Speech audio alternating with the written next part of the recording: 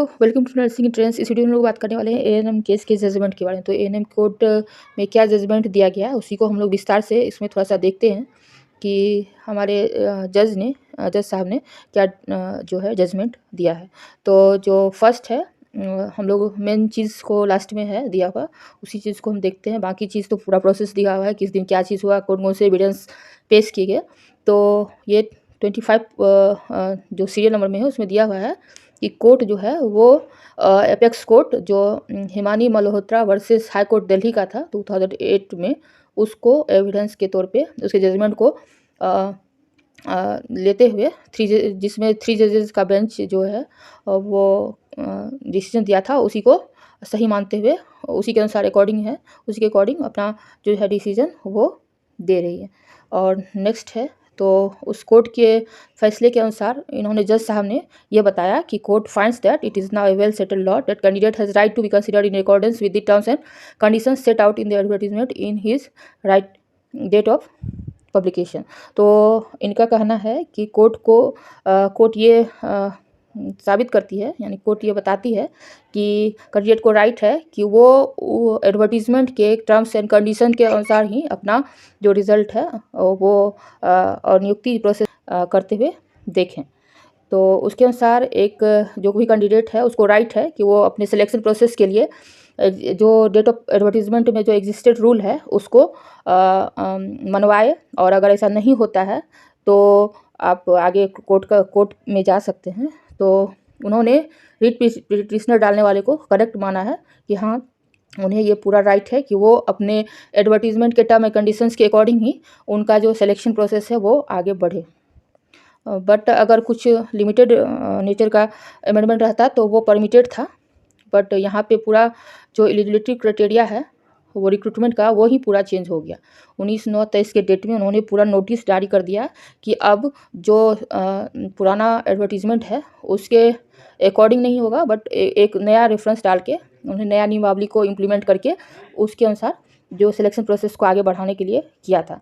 तो कोर्ट उस पुराने एडवर्टीजमेंट को ही सही मान के आगे का प्रोसेस करवाने के लिए बोल रही है, और इसीलिए उन्होंने आगे भी बोला है कि ये बहुत ही ख़राब प्रैक्टिस है कि आप लोग जो आगे जो एग्ज़ाम पर प्रोसेस अपनाए हैं वो 2023 का जो है वो जून के अनुसार इम्प्लीमेंट हुआ था, बट आप उसको लागू कर रहे हैं उससे पहले 22 के एडवर्टीजमेंट पे। तो ये बिल्कुल गलत है।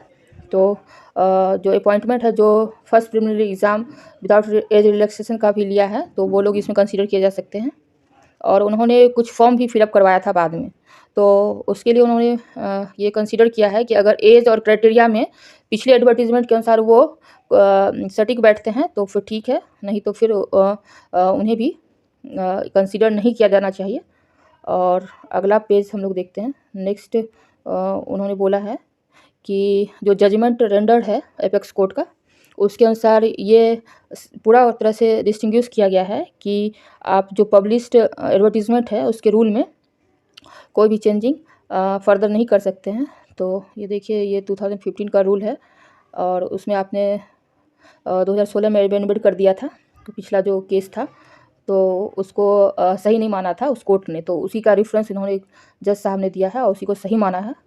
तो जो भी इस सारे चीज़ों को देखते हुए कोर्ट ने ये डिसाइड किया है, सारे फैक्ट को देखते हुए, कि जो पिटिशनर का दावा है वो बिल्कुल सही है और उन्हीं के अकॉर्डिंग जो है आगे रिक्रूटमेंट प्रोसेस चलना चाहिए। यानी कि आपका जो रिक्रूटमेंट प्रोसेस होगा वो पहले के एडवर्टीजमेंट के अनुसार है। पहले के एडवर्टीजमेंट में क्या था आपका रूल रेगुलेशन, जो जीएनएम का मार्क्स है उस पर आपका था 60 मार्क्स, उस पर कंसीडर करना था, और 15 मार्क्स था आपके एक्सपीरियंस पे और 25 मार्क्स था हायर डिग्रीज पे, और जिसको रिप्लेस किया गया था एग्जामिनेशन के मार्क्स से। तो वो अब लागू नहीं हो पाएगा। अब जो पुराना प्रोसेस था उसी के अनुसार उनको काउंसलिंग जो है कंडक्ट करवाना होगा, स्क्रूटनी निकालनी होगी। और इनफैक्ट पहले जिन लोगों ने ये फॉर्म भरा था उनका जो था स्क्रूटनी में नाम भी आया हुआ था, बट इन्होंने पूरा प्रोसीजर ही चेंज करके एग्जामिनेशन रख के इधर उधर कर दिया था सारा प्रोसेस ही। तो इन सब चीज़ को मानते हुए कोर्ट ने गलत इस चीज़ को ठहराया है और पुराने रूल रेगुलेशन को एडवर्टीजमेंट के टाइम जो रूल्स था उन्हीं को लागू करने के लिए ये बताया।